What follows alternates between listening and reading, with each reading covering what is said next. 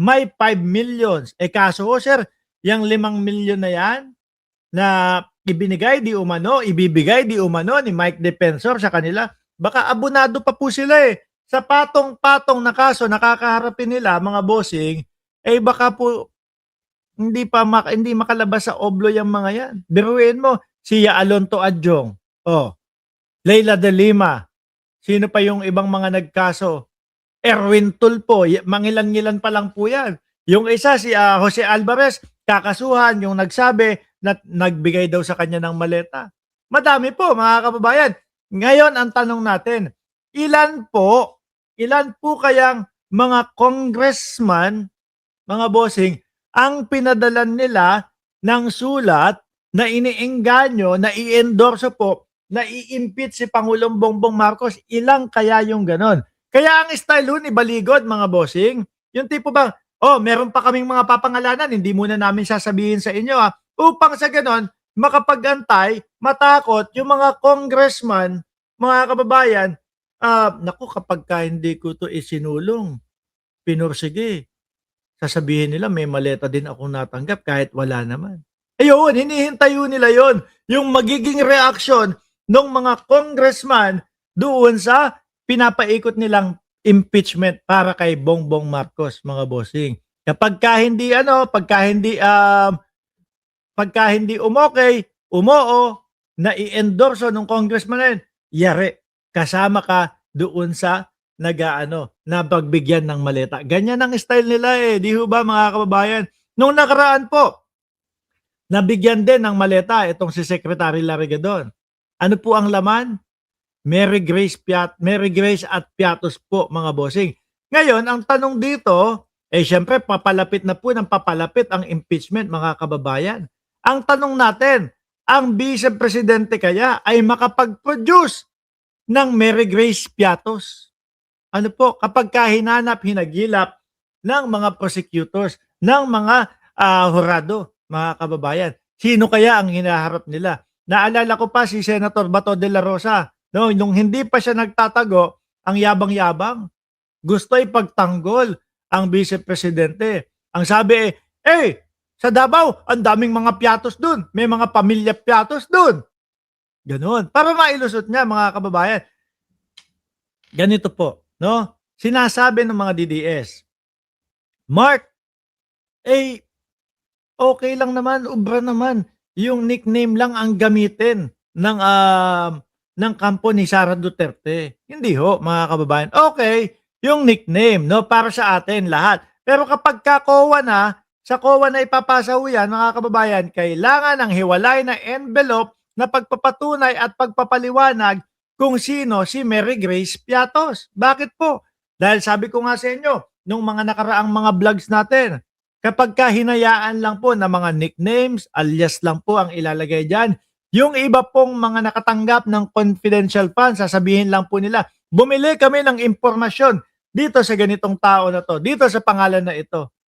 Pag hindi na inalam, madami po ang gagawa kahit hindi naman po sila bumibili ng impormasyon or kahit na hindi para sa bayan yung ginamitan nila nung confidential funds. Kaya po, importante yung may hiwalay na envelope na pagpapaliwanag kung sino si Mary Grace Piatos. Kayo po, tanungin ko, may maiproduce kaya ang ating Vice Presidente kung sino si Mary Grace Piatos? Kasi tingin ko po wala, mga kababayan. Unang-una doon po sa mga sulat, ilan yon? 900. 900 po na mga resibo, halos iisa po ang penmanship o yung kumbaga hulma ng pagkakasulat. Parang iisa lang din po ang ballpen na ginamit, mga kababayan. Meron naman si Kokoy Villamin, nagtatrabaho sa DepEd, nagtatrabaho din sa Office of the Vice President. Magkaiba naman yung pirma. Di ba? Ngayon, ang tanong natin, paano nila ilulusot ito? Lalo na po pag dumating na ang impeachment. At dagdag na po natin, mga kababayan. Idagdag na po natin, mga boss chief amo sir. Alam naman ho natin, na hindi lang po yan ang kinakaharap ng Vice Presidente na impeachment po. Kasama na po yung bribery sa Department of Education, kasama na din po yung sa pagbabanta sa buhay ng Pangulo, asawa ng Pangulo at pinsan ng Pangulo. Yun ang pinaka nakikita kong mabigat at mahirap lusutan ng kampo ng Vice Presidente. Sabi ni Russell Pelobello, 3 tao ang nagpirma para sa mga fake na mga pangalan. Boss Mark, no, di ho ba? Tapos inalam po, mga kababayan, chinek sa PSA. Ano ba, meron bang taong ganito, ganyan? Wala. Birth certificate? Wala. Death certificate? Wala. Marriage certificate? Wala. Ilan po yung ganong mga nakita? Halos kalahati po nung mga resibo.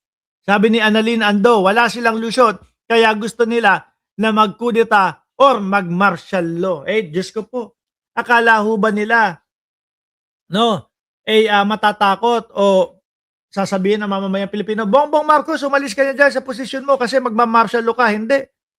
Mas naririnig ko pa nga po, sana mag-martial law na para matapos na itong mga panggugulo ng mga Duterte camp, nitong mga DDS. Di ba? Mas gusto pa ng tao na dapat sabi pa nga kay Pangulong Bongbong Marcos, si Pangulong Bongbong Marcos nakakainis na. Hindi pinapansin yung mga bumabati ko sa kanya, yung mga naninira sa kanya. Di ba? Meron tayong ganun. Mga kababayan, ako ho, mismo, minsan napapasabi ko, nakakainis si Bongbong, si Pangulo. Ayun sobra na yung mga panggagago, paninira sa kanya nitong mga DDS na ito, pero hindi pinapatulan. Siguro po, busy talaga ang presidente natin sa pagtatrabaho at sa mga proyekto, mga kababayan. Kaya ulitin ko, sana kung meron man, i-produce, ipakita, no, sa mamamayang Pilipino kung sino si Mary Grace Piatos. Tapos, syempre mga kababayan, hindi naman po lang palalantarin yan at patatayuin lang, tapos na, hindi. Questionin ho yan, mga kababayan. Lahat po, question and answer. Alamin lahat, ganito ba, ganyan. At kapag peking Mary Grace Piatos ang inilabas nila, mabubuko at mabubuko pa din ho yan. Tignan nyo ho, mga kababayan, yung 18 Marites at yung si Baligod. Si Baligod, yung 18 Marites, si Orly Gutesa. Di ba hirap na hirap po silang magpaliwanag? Kasi hindi katotohanan yung gusto nilang ipakalat. Hindi talaga nangyari sa buhay nila, mga bossing. No? At ang gusto lang naman ng mga yan, maligtas si Saldico, no?